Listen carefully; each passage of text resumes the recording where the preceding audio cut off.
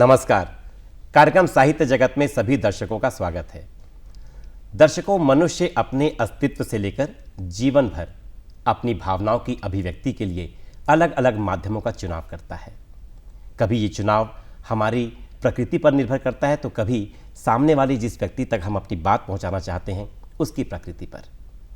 हम ये देखते हैं कि जो साहित्यकार है वो साहित्य की रचना करता है, मूर्तिकार मूर्तियाँ गढ़ता है, गीतकार गीतों की रचना करता है और संगीतकार संगीत रचता है। हर एक व्यक्ति अपने मन की बात दूसरों तक पहुंचाना चाहता है। कहते हैं कि एक कवि भी जब समाज से कुछ कहना चाहता है तो वो कविता की रचना करता है, और कविता साहित्य की सबसे कोमल विधा है। क्यों है ये कोमल विधा, जानेंगे आज के कार्यक्रम में हमारी आज की कवयित्री डॉक्टर राखी कोराम जी से। आप बस्तर अंचल की ख्याति नाम कवयित्री हैं। राखी जी से मुलाकात करेंगे और जानेंगे कि उनकी कलम से जो कविताएं रची गई हैं वो समाज से क्या कहती हैं, समाज को कैसी दिशा देती हैं। राखी जी, इस कार्यक्रम में आपका बहुत बहुत स्वागत है। नमस्कार। राखी जी, सबसे पहले हम चाहेंगे कि आप हमारे दर्शकों से अपनी कविता के जरिए रूबरू हो। तो वो कविता जो आपके दिल के सबसे पास है, हम चाहेंगे कि उस कविता से आप शुरुआत करें, रूबरू हो हमारे दर्शकों से। जी जरूर। सबसे पहली मेरी कविता है मातृशक्ति पर। मातृशक्ति पर जी। माँ हमारी प्रथम गुरु होती है जी। और माँ के गर्भ से ही हम सीखना शुरू करते हैं। इसीलिए मातृशक्ति को नमन करते हुए मेरी पहली कविता है मातृशक्ति पर। जी। अष्टभुजाएं नहीं है तुम्हारे पास, फिर भी तुम आठों पहर काम किया करती हो। क्या बात। अष्टभुजाएं नहीं है तुम्हारे पास, फिर भी तुम आठों पहर काम किया करती हो। त्रिशूल नहीं है तुम्हारे हाथों में, त्रिशूल नहीं है तुम्हारे हाथों में, फिर भी तुम काम क्रोध मद लोभ मोह अहंकार के महिषासुर का दमन किया करती हो। बहुत सुंदर। तुम शेर की सवारी नहीं करती, तुम शेर की सवारी नहीं करती, मगर बड़े बड़े सुरमाओं वीर पुत्रों की जननी हो तुम। क्या बात। तुम्हारे हाथों में न तीर है न तलवार, तुम्हारे हाथों में न तीर है न तलवार, मगर थाम चलती हो तुम गृहस्थी की पतवार। तुम्हारे बच्चों पर कभी कोई आँच भी अगर आती है, तब तुम कालिका बन जाती हो और आकर रौद्र रूप में फिर सारे अत्याचार मिटाती हो। बहुत सुंदर। तुम्हारी सहनशीलता ही तुम्हारी पहचान है। क्या बात है जी। तुम्हारी सहनशीलता ही तुम्हारी पहचान है, तुम्हारा अस्त्र शस्त्र खुद तुम्हारा स्वाभिमान है। तुम्हें हरा पाना असंभव है, देवता दानव और मानव के लिए। क्या बात। तुम्हें तो जीता जा सकता है केवल और केवल निस्वार्थ प्रेम से। बहुत सुंदर। मतलब आपकी कविता ने राखी जी माँ को परिभाषित तो किया ही है, और ये भी बताया है कि माँ का अस्तित्व जो है वो हमारे जीवन में क्या होता है। बहुत सुंदर आपकी ये रचना है और हर व्यक्ति के मन तक ये ज़रूर पहुँची होगी। अब यहाँ से जो है मन में एक प्रश्न जन्म लेता है कि अगर हम आपसे जानना चाहें कि कविता क्या है आपके लिए, तो आप किन शब्दों में हमें बताएंगी? कविता सर मन की अभिव्यक्ति है जी। मन के जो भाव है, जो हम किसी से कहना चाहते हैं जी। तो उसको काव्य के रूप में हम उसको लोगों तक पहुंचाते हैं। जी। किसी चीज़ को देखकर, किसी इंसान को देखकर, किसी वस्तु स्थिति को देखकर जो हमारे मन में जो भाव आते हैं, उन भावों को हम काव्य के थ्रू लोगों तक पहुंचाते हैं, ताकि कविता जाके किसी के मन को छू पाए। और कविता में भाव का होना बहुत ज़रूरी है। जब तक भाव ना हो तो फिर उस कविता का क्या अर्थ। बहुत बहुत सही आपने बात कही कि आपके लिए जो कविता है वो भावनाओं का आदान प्रदान है, या दूसरों के मन को छूने की जो बात है वो है यहाँ पर। अच्छा बताइए, कहते हैं कि कविता जो है वो बड़ी सशक्त होती है, बड़ी प्रभावशाली होती है। क्या आप मानती हैं कि कविता में ये सारे गुण हैं? जी सर। कविता यदि प्रभावशाली है, सशक्त है, तो हम किसी के जीवन में बदलाव ला सकते हैं। यहाँ तक कि हम वस्तु स्थिति परिस्थिति देश में भी बदलाव ला सकते हैं अगर हमारी कविता सशक्त है, शब्दों में हमारे प्रभाव है जी। तो इसलिए कविता सशक्त माध्यम है सर। बिल्कुल। बदलाव के लिए। और प्रभावशाली भी है। प्रभावशाली भी है। अच्छा, कैसे प्रभाव पड़ता है लोगों पर कविता का, क्या लगता है आपको? कविता की अनुभूति, लोग जब कविता पढ़ते हैं, उसकी भावनाओं को समझते हैं, शब्दों के अर्थ को जानते हैं, तो ऑटोमेटिक उनमें परिवर्तन आना शुरू हो जाता है जी। इसीलिए काव्य एक अंतरात्मा को छूने का एक माध्यम है। जी, मतलब यह है कि किसी के भी मन को हम प्रभावित कर सकते हैं। इतना प्रभाव जो है कविता में होता है जी। अच्छा, एक साधना है कहते हैं कविता, जैसे अगर मान लीजिए कुम्हार मिट्टी से कोई बर्तन बना रहा है तो कहते हैं उसमें भी साधना की ज़रूरत होती है। अगर कोई गीतकार गीत की रचना कर रहा है उसमें भी ज़रूरत होती है साधना की। तो क्या जीवन के दूसरे कार्यों की तरह, दूसरी रचनाओं की तरह कविता भी एक साधना है, काव्य लेखन? जी सर, काव्य लेखन भी एक साधना है सर। जिस तरह हम हर चीज़ को एक सेवक की दृष्टि से देखते हैं, सेवा ही साधना है जी। कहते हैं ना, कर्म ही पूजा है जी। तो ये काव्य रचना भी एक साधना है, एक सेवा है। अगर हम अपने मन की अभिव्यक्ति को सच्चे लोगों तक अगर पहुंचाना चाहते हैं, कहना चाहते हैं अपनी बातों को, तो उसके लिए सज होना पड़ेगा, साधना करना पड़ता है। और साधना के माध्यम से ही हम उस कविता की जो भावनाएं हैं उनको पिरो सकते हैं। क्या बात। अच्छा, आपकी जो साधना है इससे जो भावनाओं के मोती आपने पिरोए हैं, ऐसी एक और कविता आपसे हम सुनना चाहेंगे। सर, एक कविता है अपनापन। अपनों के बिना हम कुछ भी नहीं है सर। ये तो क्योंकि हमें हर वक्त अपनों का साथ चाहिए रहता है, सहयोग चाहिए रहता है जी। चाहे माता पिता हो, भाई बहन हो, परिवार के सभी सदस्य हो, मित्र हो, जो भी हो, परिवार के और अपनों के बिना हम कुछ भी काम को अंजाम नहीं दे पाते हैं। और ये शिक्षा आज समाज की जो नई पीढ़ी है उसको देना बहुत ज़रूरी है, क्योंकि बच्चे अभी से एक सेपरेशन का रुख लेते जा रहे हैं, अलग होते जा रहे हैं।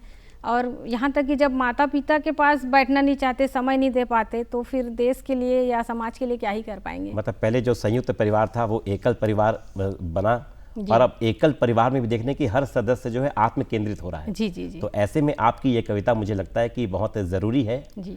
आज के समय के लिए जरूर सुनाइए इसे। हक अपनों पर जताना तो बनता है। क्या बात है। हक अपनों पर जताना तो बनता है, रूठ जाए कोई तो मनाना तो बनता है। अरे बहुत सुंदर बात जी।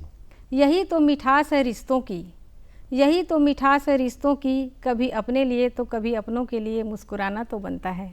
क्या बात है। कभी हंसना कभी हंसाना तो बनता है, हर हाल दूरियां मिटाना तो बनता है।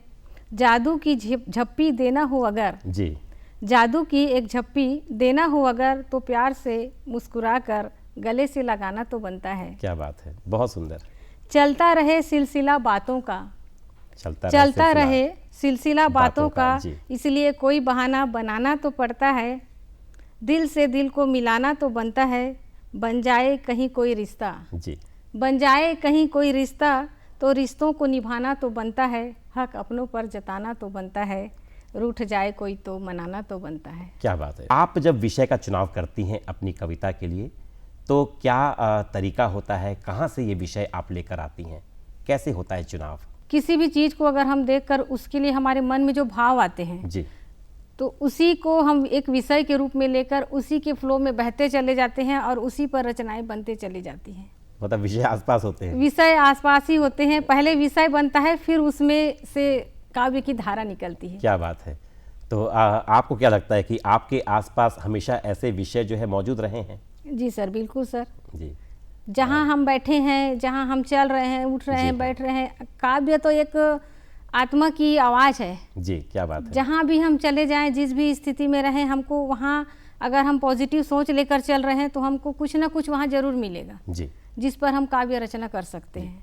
अच्छा, कई बार क्या होता है कि जैसे लगातार आप किसी माध्यम से अपनी कविता लोगों तक दे रही हैं, तो कई बार हमारे जो श्रोता होते हैं, जो पाठक होते हैं हमारे, तो वो भी हमसे ये मांग करते हैं कि हम इस विषय पर लिखें जी। और कई बार अगर किसी समाचार पत्र के लिए या किसी दूसरे चैनल्स के लिए हम लिख रहे होते हैं, कविता पाठ कर रहे होते हैं, उनका भी एक दबाव होता है कि अब ये अवसर आने वाला है तो इस पर आप लिखिए।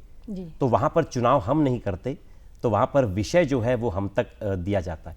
क्या ऐसी स्थिति कभी आती है जीवन में? जी सर, जरूर आती है जी। कभी हमको चित्र दे दिया जाता है, किसी एक परिस्थिति दे दी जाती है, अच्छा, या ऐसा कुछ विषय दिया जाता है जिस पर हमको रचना करना है जी। तो उन विषयों को, उन पर हमको रचना बनाने के लिए मन को एकाग्र करके हमको सिर्फ पॉजिटिव चीज़ों को सोचना पड़ता है, उसके आसपास की जी। निगेटिविटी हमको आने नहीं देना है। और अगर हमको इस तरह की अगर हम सोच नहीं ला पाते हैं जी। तो फिर उस कविता को रचना कर पाना मुश्किल है। जी। इसलिए पहले तो मन को एकाग्र करना पड़ता है, सोचना पड़ता है और उसको इमेज करना पड़ता है, और बेहतर तरीके से एक मूर्तिकार भी जब मूर्ति बनाता है जी। तो उस पर अपना पूरा ध्यान लगा के उस पर काम करता है, तभी एक अच्छी मूर्ति बनती है। जी। आपकी कविता से ये बहुत सारी शिक्षा मिल रही है लोगों को, तो क्योंकि मुझे लगता है इस कविता में ईमानदारी है। जी। तो ये बताइए मुझे कि एक कवि को, कवयित्री को कितना ईमानदार होना पड़ता है जब वो कविता की रचना करता है या साहित्य की रचना करता है? क्या कविता में ईमानदारी का तत्व होना ज़रूरी है? जीवन में सर ईमानदारी होना बहुत ज़रूरी है, सिर्फ काव्य में नहीं, जीवन के हर क्षेत्र में। जी। जब तक हम खुद के लिए ईमानदार नहीं होंगे तब तक हम दूसरों को ईमानदारी का पाठ पढ़ा नहीं सकते, ना ही उस तरह से ईमानदार होकर हम सेवा नहीं दे सकते। जी। इसलिए ईमानदार होना बहुत ज़रूरी है। ईमानदारी से ही हम काम करेंगे तभी हम अच्छे कार्य कर सकते हैं। जी। छल कपट अगर किसी से करते हैं तो कहते हैं ना कि जो जैसे हाँ। बोता है वैसे ही काटता है। जी। तो वही स्थिति आ जाती है।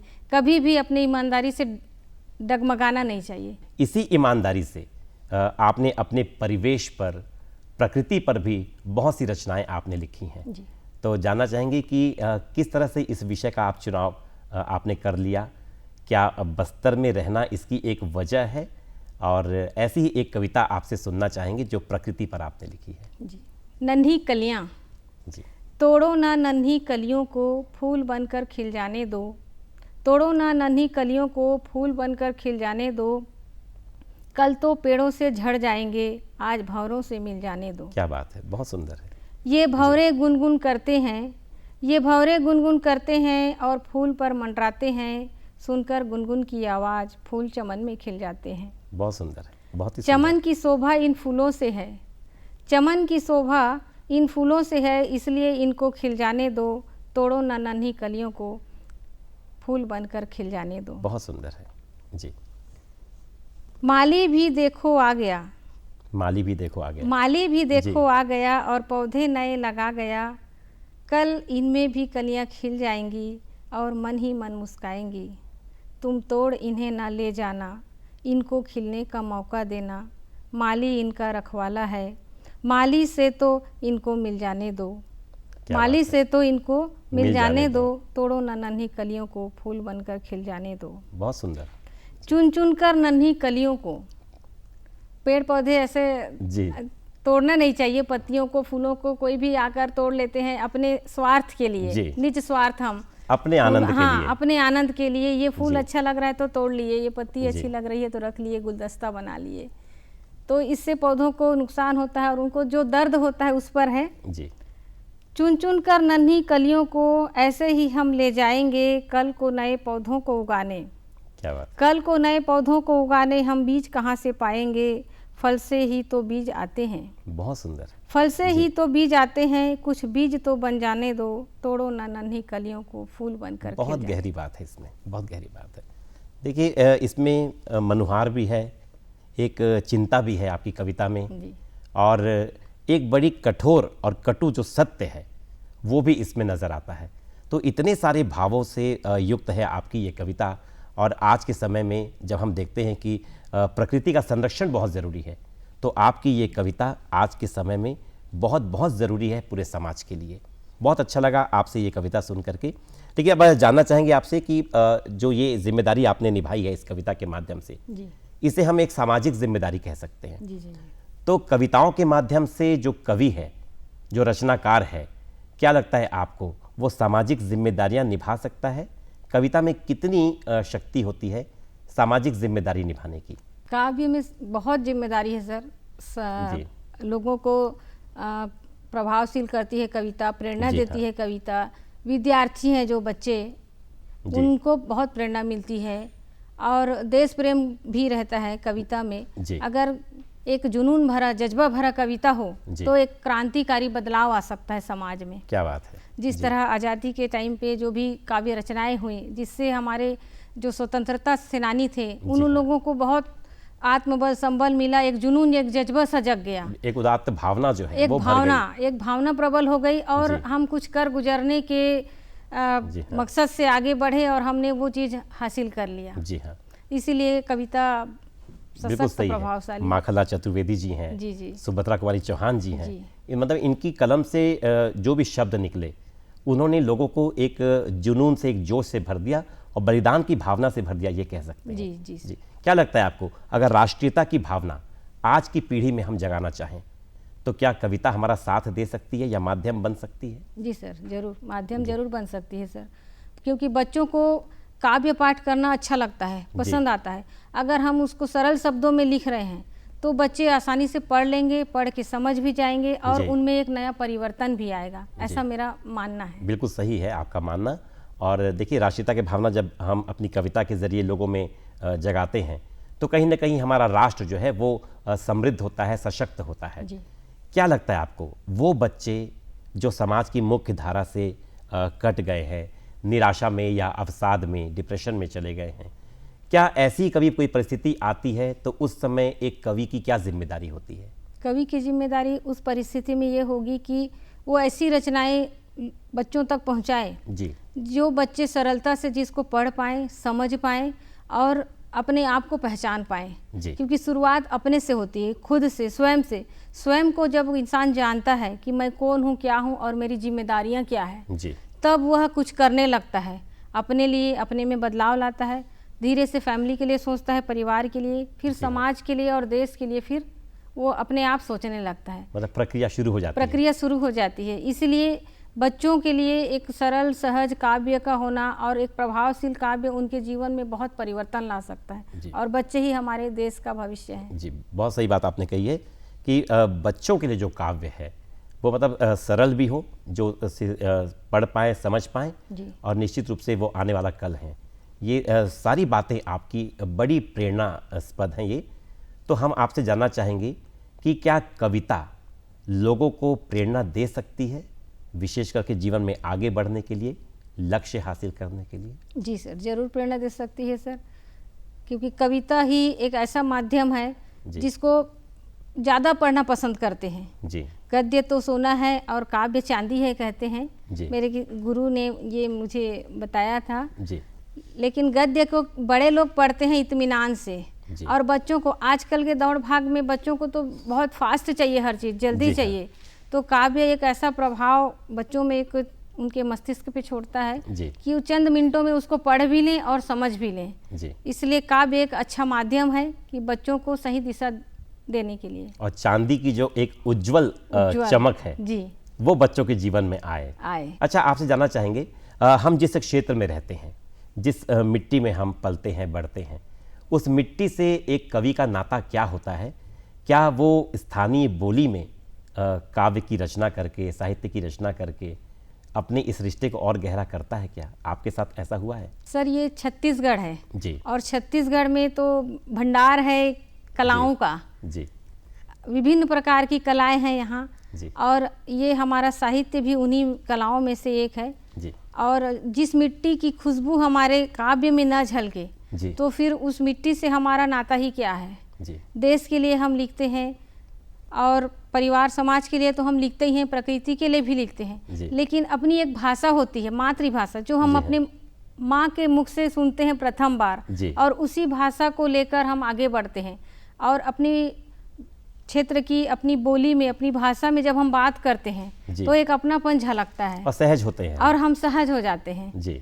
इसलिए हमारी कोशिश ये रहना चाहिए कि हम अपनी खुद की भाषा में, बोली में, जो हमारा स्थानीय है उस पर रचनाएं बनाएं। इसका भी मैंने एक छोटा प्रयास किया है जो प्रस्तुत करना चाहूँगी। मेरे प्रश्न का यही उद्देश्य भी था कि आपके ऐसे ही किसी प्रयास से हम आज के कार्यक्रम के अपने दर्शकों को रूबरू करवाएं। सुनना चाहेंगे कि आपने छत्तीसगढ़ी बोली में जो छत्तीसगढ़ी बोली के जो मोती हैं उनको किस तरह से पिरोया है अपनी कविता में। छत्तीसगढ़ महतारी तोर अछरा के छैया माँ। तोर अचरा के छैया माँ। छैया माँ, अछरा मतलब आंचल। आंचल। माँ के आंचल से ही हम लोग का जीवन आगे बढ़ता है, इसलिए तोर अछरा के छैया माँ। जी। तोर अछरा के छैया माँ दाई जम्मो सुख मोला मिल जाथे। क्या बात है। तोर अछरा के छैया माँ दाई जम्मो सुख मोला मिल जाथे, देख के तोर चेहरा ला ओ दाई, देख के तोर चेहरा ला ओ दाई, मन हा मोर झूमर झूमर जाथे। बहुत सुंदर है। सुरूर सुरूर जब हवा चलथे, सुरूर सुरूर जब हवा चलथे, तब अछरा हा तोर उड़ाते, टीम टीम जैसे चंदा चंदैनी दिन माँ घलो मोला दिख जाथे। क्या बात है, बहुत प्यारा। तोर अछरा माँ लुका जाथों ता, तोर अछरा माँ लुका जाथों ता, मोला डर कखरो नहीं लागे, बड़ सुघर मोला नींद आथे, भूत परेत घलो नहीं झांके। क्या बात है। तोर अछरा के छैया म दाई, तोर अछरा के छैया म दाई, जब मो जिंदगी ला ऐसने पहाते हो, जब जब आते हो ये दुनिया माता, जब जब आते हो ये दुनिया माता, तोरेज कोराला पाते हो। क्या बात है। ये दुनिया के हर चीज ले दाई, ये दुनिया के हर चीज ले दाई। जिस तरह हम जी माता पिता को, पेरेंट्स को छोड़कर अपने काम में, अपने दिनचर्या में और अपने जीवन निर्वाह के लिए बाहर चले जाते हैं, तो उस परिस्थिति के लिए मेरे मन के उद्गार हैं जी। ये दुनिया के हर चीज ले दाई, आज जुड़ के हवे मोर माया, ये दुनिया के हर चीज ले दाई, आज जुड़ के हवे मोर माया, फिर तोर अछरा कस सुख दाई, मोला कोनो नहीं है देवैया। क्या बात है। तोर अछरा के छैया म दाई, जब मोर सुख मोला मिल जाथे, देखता हूँ तोर चेहरा ला ताओ दाई, मना मोर झुमर झुमर जाथे। बहुत ही सुंदर भाव आपने पिरोए हैं इस कविता में। तो माँ की स्तुति से आपने शुरू की थी आज की कविता यात्रा, और माँ तक आप पहुँची हैं कि किस तरह से माँ के आंचल में बच्चे को जीवन के सारे सुख मिलते हैं। तो ये जो आपकी कविता की यात्रा आज के इस कार्यक्रम में है, जीवन में भी आपकी कविता की यात्रा जब शुरू हुई, हम जानना चाहेंगे कब से आपने लिखना शुरू किया और कौन आप प्रेरणा रहा है आपकी? काव्य रचनाएं जीवन में, जब मैं विद्यार्थी थी, जी हाँ, मिडिल क्लास में पढ़ाई कर रही थी, उसी दौरान हमारे वहाँ एक मैडम का आना हुआ, आज मेरी गुरु हैं, परम सम्मानीय मीरा आची जी चौहान जी। वो मेरी दीदी भी हैं और मेरी गुरु भी हैं। वो जब आई थी वहाँ एक शिक्षिका के रूप में जी, और जो क्लास लेती थी, पढ़ाती थी हम लोगों को, और बीच बीच में क्योंकि उनकी काव्य रचनाओं का वो जो पाठ करती थी जी, उनसे कहीं ना कहीं प्रेरणा मिलती थी, और शायद मैं सौभाग्यशाली हूँ कि उन बातों को मैं ले पाई, जान पाई, सीख पाई, उनसे प्रेरणा ले पाई, और जीवन के एक पड़ाव के बाद जी, कहीं ना कहीं वो एक दबी सी, कहते हैं कि बीज को रोपण कर दो कि कब वो पौधा बन जाए। जी हाँ। तो ये पौधा कब बना मुझे पता ही नहीं चला, और जीवन की परिस्थितियों से लड़ते जब मैं एक ऐसे सिचुएशन पे पहुंची, तो मुझे लगा कि ये काव्य ही एक ऐसा माध्यम है जिससे मैं अपने मन की अभिव्यक्ति को बाहर निकाल सकती हूँ और एक पॉजिटिव सोच के साथ जीवन में आगे बढ़ सकती हूँ जी। और इसी तरह से मैंने रचनाओं की प्रक्रिया शुरू की जी। और ये प्रवाह में ये ऐसे बनते गए। तो आज की जो कविताएं थी आपकी बहुत ही प्रेरणास्पद रही हैं और एक समाज को, एक निराशा में डूबे व्यक्ति को एक दिशा देने की सामर्थ्य आपकी कविता में है। अपनापन है, एक ईमानदार कोशिश है आपकी, और ये ईमानदार कोशिश आपकी जो है वो हमारे सभी दर्शकों तक पहुंची है आज के कार्यक्रम के माध्यम से। एक कवि कितना ईमानदार होता है, कितना समर्पित होता है, कितना प्रेरक हो सकता है, उसकी कलम से निकला हर एक शब्द। इन सारी बातों के लिए, आपकी कविताओं के लिए, इस कार्यक्रम में आकर के हमारे दर्शकों से रूबरू होने के लिए डॉक्टर राखी कोराम जी, आपका बहुत बहुत धन्यवाद। धन्यवाद।